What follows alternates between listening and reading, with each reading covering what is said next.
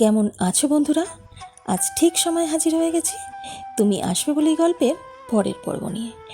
আগের পর্ব নিশ্চয়ই ভালো লেগেছে। যারা এই গল্পের আগের পর্বগুলো শোনোনি তারা একবার আগের পর্বগুলো শুনে নিও। আজ গল্পের চতুর্থ পর্ব।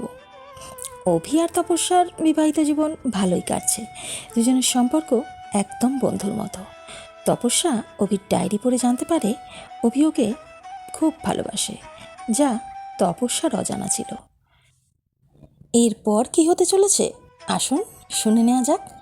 তুমি আসবে বলেই গল্প রচনা ও গল্প পাঠে আমি তোমাদের বন্ধু চলি। গল্পে যাওয়ার আগে একটা জরুরি কথা, যা আমি তোমাদের রোজ বলে থাকি। চারুলতার গল্পের ঝুলিকে যারা এখনও সাবস্ক্রাইব করনি তারা আজই করে ফেলো, আর বেল আইকনটা প্রেস করে রেখো। গল্প ভালো লাগলে লাইক, কমেন্ট ও শেয়ার করে অন্যকেও জানাতে ভুলো না। চলো এবার গল্পটা শুনে আসি। কেন কেন এমন বলছো কেন? এই যে এত সুন্দর ম্যাসাজ করছো, এবার মাথা ব্যথা করলেই তো তোমার ম্যাসাজটা মনে পড়বে। তো তখন আমি তোমাকে ম্যাসাজ করে দেব, আমি তো আছি, চিন্তা কেন করছো? কথাটা শুনেই অভির চোখ খুলে ওর দিকে এক দৃষ্টে তাকিয়ে থাকে। অভির হাতটা এগিয়ে যায় তপস্যার হাতটা লক্ষ্য করে। ঠিক তখনই যান্ত্রিক শব্দ করে তপস্যার ফোনটা বেজে ওঠে। অভি সাথে সাথে হাতটা সরিয়ে নিয়ে মাথাটা তুলে বসে। তুমি যাও, ফোনটা রিসিভ করো। তপস্যা ফোনটা ধরার সাথে সাথেই ওপাশ থেকে রুমকি বলে উঠল, কী রে, মনে আছে তো কাল আমার বিয়ে? কাল আসবে কিন্তু সবাই মিলে। তপস্যা চুপ করে আছে দেখে ও বিরক্ত হয়ে বলল, এই তুই জিজুকে ফোনটা দে তো, আমি জিজুর সাথে কথা বলছি। হ্যাঁ হ্যাঁ দিচ্ছি বলেই ফোনটা অভির দিকে বাড়িয়ে দেয় তপস্যা। বলুন শালি সাহেবা, কী ব্যাপার? কাল কিন্তু আমার বিয়ে, সবার কিন্তু আসা চাই। আচ্ছা আচ্ছা আসবো। মার গুনগুন মাসি বাড়ি যাবে, 3 দিন বাদে আসবে। চিন্তা করো না, আমরা আসবো, হেসে বলল অভি। তারপরও কল কেটে দেয়। তপা, আমি তো বলে দিলাম আসবো, কিন্তু এইসব পার্টিতে যে আমি তেমন অভ্যস্ত নই, কি পড়ে যেতে হবে, কিভাবে কি করতে হবে বলেই ও তপস্যার দিকে করুণভাবে তাকায়। চিন্তা নেই, আমার সাথে এসো বলেই ও আলমারি খুলে একটা ড্রেস বার করে দেখায় ওকে। এটা পরে যাবে বুঝলে, আমি পছন্দ করে কিনেছি। অভি বাচ্চা ছেলের মতো মাথা নেড়ে বলল, ঠিক আছে, কিন্তু কবে কিনলে? কিনেছি, কিন্তু তোমায় বলবো কেন বলেই লাজুক হেসে বেরিয়ে যায় তপস্যা। অভি তপস্যা চলে যাওয়ার দিকে তাকিয়ে মনে মনে বলল, আজ তপাকে বেশ অন্যরকম লাগলো। তাহলে কি বলেই অভির মুখের হাসিটা উজ্জ্বল হয়ে ওঠে। পরদিন সকালে নীরা দেবী ও গুনগুন বেরিয়ে যায় সময় মতো। আজ রবিবার, তাই তপস্যার অফিস ছুটি। ও সকাল থেকেই বন্ধুর বিয়েতে যাওয়ার জন্য নিজেকে তৈরি করছে। আজ তপস্যাও বেশ খুশি। ওর এই খুশির কারণ হলো অভি। যখন থেকে ও জানতে পেরেছে অভি ওকে অনেক বছর ধরে ভালোবাসে, তখন থেকেই ওর মনটা আনন্দে নেচে উঠছে বারে বারে। ওর ইচ্ছে করছে অভিকে নিজের ভালোবাসায় রাঙিয়ে তুলতে, কিন্তু কোথা থেকে একটা লজ্জা এসে ওকে যেন ঘিরে ধরেছে। ও কিছুতেই অভির কাছে এগিয়ে যেতে পারছে না। প্রথমে সন্ধে হতেই অভি রেডি হয়ে তপস্যাকে ডাক দেয়, তপা তাড়াতাড়ি করো, এবার দেরি হয়ে যাবে কিন্তু। এই কথা বলেই অভি পায়চারি করতে থাকে ঘরের মধ্যে। আসছি আসছি, একটু তো সময় লাগবে, ভেতর থেকে বলতে বলতে বেরিয়ে আসে তপস্যা। তপস্যার গলা শুনেই অভি পেছন দিকে তাকিয়ে কিছু বলতে যাবেই, তখনই অভি বাকরুদ্ধ হয়ে যায় তপস্যাকে দেখে।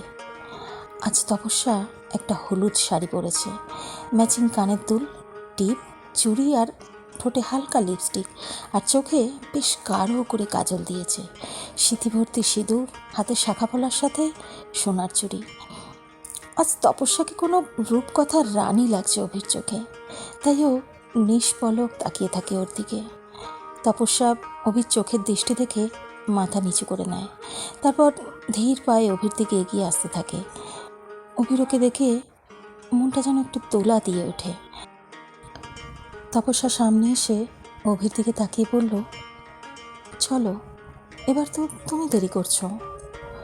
তপস্যার কথায় ওর সঙ্গীত ফিরে বলল, চলো, বলেই ও চোখ অন্যদিকে সরিয়ে নেয়। তারপর অভির ঠোঁটের কোণায় একটা মিষ্টি হাসি ফুটে ওঠে। আজ অভিকেও বেশ ড্যাশিং লাগছে শুট উঠে। রুমকির বিয়ে একটা রিসর্টে হচ্ছে। অভি এই জাতীয় প্রোগ্রামে তেমন যায়নি কখনো, তাই ওর একটু বেশি টেনশন হচ্ছিল। যদি ওকে কেউ পছন্দ না করে আর ওর জন্য যদি তপাকে কিছু ভালো মন্দ কথা শুনতে হয়, সেটা মোটেও ভালো হবে না। ওর বন্ধুদের কোনো অনুষ্ঠানেও ও যেত না, সবসময় সেখানে ব্রাত্যই থাকতো বলে ও তেমন কোনো পার্টিতে জয়েন করেনি। এসব কিছুই অভি মনে মনে ভাবছিল ড্রাইভ করতে করতে। দুজনে সময় মতো রিসর্টে এসে পৌঁছালো। তপস্যা অভির হাত ধরে যতই ভেতরে এগোচ্ছে ততই অভির টেনশন যেন বাড়ছে। চারিদিকে আভিজাত্যের ছোঁয়া, ছোট ছোট নানা রঙের লাইট আর ফুল দিয়ে পুরো রিসর্ট সাজানো। রুমকির বাবা বেশ বিত্তশালী, সেটা অভি ভালোই বুঝতে পারল। অভির টেনশনে তপস্যার হাত চেপে ধরল। তপস্যা বুঝতে পেরে ওর হাতটা ধরে বলল, এত টেনশন করছো কেন? ওখানে কি তোমাকে কোনো টেস্ট দিতে হবে নাকি? সবাই বারবার করে তোমাকে নিয়ে যাওয়ার কথা বলেছে। বাবা সবাইকে তোমার কথা এত বলেছে যে সবাই তোমাকে ওখানে আশা করে বসে আছে। শোনো, একটা লম্বা নিঃশ্বাস নাও তো, আর মিষ্টি হাসিটা দাও। অভি হাসি মুখে তপস্যার দিকে তাকিয়ে বলল, আচ্ছা চলো। অভির চোখ আজ বারে বারে তপস্যার দিকে আটকে যাচ্ছে। কি দেখছো অমন করে আর চোখে? হঠাৎই তপস্যা বলে ওঠে কথাটা, আর স্থির নয়নে অভির দিকে তাকিয়ে থাকে। অভির মনে হলো আজ তপস্যার দৃষ্টি একটু অন্য রকম লাগছে, কিছু বলতে চাইছে ও হয়তো। অভি তপস্যার চোখে চোখ রেখে মনে মনে ভাবে, তাহলে কি ওই সম্পর্কটা? হ্যাঁ, কি ভাবছো? তপস্যার কথায় অভি সম্বিত ফিরে পেয়ে বলে, না না, কিছু না, আজ তোমাকে খুব সুন্দর লাগছে, তাই তো দেখছি। ও, তা ভালো করে দেখলেই পারো, টেরা হয়ে দেখার কি আছে? আর তোমাকেও কম ড্যাশিং লাগছে না। সব মেয়েরা আজ তোমাকেই দেখবে, বুঝেছে মশাই? তপস্যার কথা শুনে অভি হেসে ফেলে আর বলে, তোমার পাশে আমি কিছুই না ম্যাডাম। দেখতে দেখতে ওরা গেস্ট জোনে প্রবেশ করলো। ওখানেই তপস্যার কিছু বন্ধুদের সাথে দেখা হলে সবাই ওকে জড়িয়ে ধরে, আর কিছু পুরুষ বন্ধু অভিকে জড়িয়ে ধরে ওয়েলকাম জানালো। রুমকিকে আজ খুব ভালো লাগছে দেখতে। ও একটা বেগুনি বেনারসি পরেছে, চুল কার্লি করে ফুল দিয়ে সাজানো, ম্যাচিং অর্নামেন্টস। দুজনে ওর কাছে গিয়ে ফুলের বুকেটা ওর হাতে তুলে দিল। রুমকি অভিকে দেখে বলল, থ্যাঙ্কস জিজু, তোমরা এসেছো দেখে আমার খুব ভালো লাগছে। রুমকি তপস্যার দিকে তাকিয়ে বলল, আজ তো তপস্যাকে বেশ মিষ্টি লাগছে, আর জিজু তোমাকেও খুব মিষ্টি লাগছে, তোমাদের দুজনকেই দেখতে। পাশ থেকে রুমকির মা যাচ্ছিল, সে ওদের কথা শুনে বলে ওঠে, কেন লাগবে না? বিয়ের পর তো মেয়েদের একটা আলাদা সুন্দর লাগে, আর সেটা হয় স্বামীর সোহাগে। কথাটা শুনে অভি আর তপস্যা দুজনে একটু অপ্রস্তুতে পড়ে যায়। দুজন পরস্পরের দিকে তাকিয়ে মাথা নিচু করে নেয় সাথে সাথে। সেটা দেখে রুমকি বলে ওঠে, মা তুমি না যেখানে সেখানে শুরু হয়ে যাও, যাও তো। রুমকির মা কপট রাগ দেখিয়ে ওখান থেকে চলে যায়। চলো অভি, তোমাকে সবার সাথে পরিচয় করিয়ে দিই বলি তপস্যা ওর হাত ধরে অন্যদিকে নিয়ে যায়।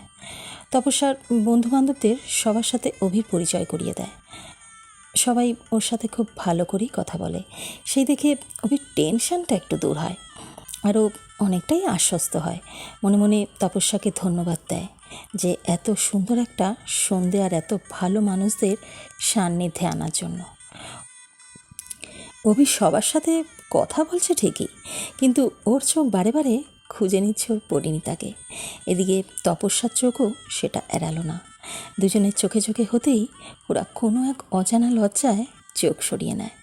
ঠিক তখনই অ্যানাউন্স হলো দুজন সিঙ্গার গান করবেন, আর সবাইকে সামনে এসে নিজের নিজের পার্টনারদের সাথে ডান্স করতে হবে। সবাই তার নিজের সঙ্গীকে নিয়ে ডান্স ফ্লোরে চলে যায়। তপস্যা অভির দিকে হাত বাড়াতেই ও বলে, আমি এসব জানি না তপা, সবার সামনে হাসির পাত্র হয়ে যাব। তুমিও। কিচ্ছু হবে না, আমি তো আছি, দেখো সবাইকে, এইটুকু তুমি নিশ্চয়ই পারবে। অভি ভয়ে ভয়ে হাতটা তপস্যার হাতে দেয়। তারপর সবার মাঝে গিয়ে ওরা রোমান্টিক গানের সাথে ভেসে যায়। অভির উষ্ণ হাত যখনই তপস্যার কোমর স্পর্শ করলো, তখনই ওর সারা শরীরে যেন নিমিষেই শিহরণ খেলে গেল। তপস্যার একটা হাত অভির বুকে, আর একটা হাত পরস্পরের হাতে। এত কাছাকাছি ওরা এর আগে কখনো আসেনি। দুজনের মনে তখন অজানা এক দোলাতে এলোমেলো হয়ে যাচ্ছে যেন। দুজন দুজনের চোখে বিভোর। অভি আরও একটু চেপে ধরে তপস্যার কোমরটা, তাতে তপস্যা আরও একটু কেঁপে ওঠে। অভি চেষ্টা করছে তপস্যার চোখের ভাষা পড়তে। তপস্যা তার দৃষ্টিশক্তি দিয়ে বোঝাতে চাইছে অভিকে, আমি সম্পূর্ণভাবে তোমার, আর তোমার কাছে নিজেকে সমর্পণ করতে চাই। অভি তপস্যার দিকে তাকিয়ে ওর হাতটা একটু চেপে ধরল। তপস্যা আলতো করে ওর মাথাটা অভির বুকে স্পর্শ করে। অভির চোখ বুঝে আসে আবেশে, ওকে আরও কাছে টেনে নেয়। তপস্যা ওর মাদকতা ভরা চোখ দুটি দিয়ে অভির দিকে তাকায়।